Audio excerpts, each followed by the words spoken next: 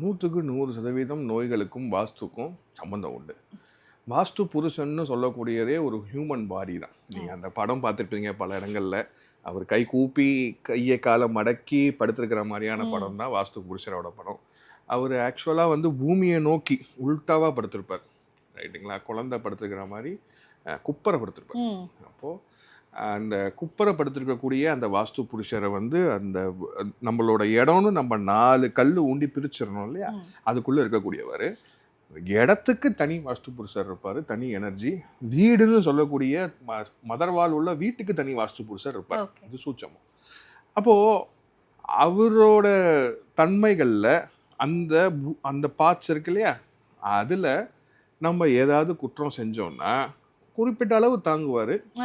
சில வருஷங்கள் 2.5 வருஷம் அவரால் அதை தாக்கு பிடிக்க முடியும். அதுக்கப்புறம் அதை திருப்பி கொடுத்துருவார்.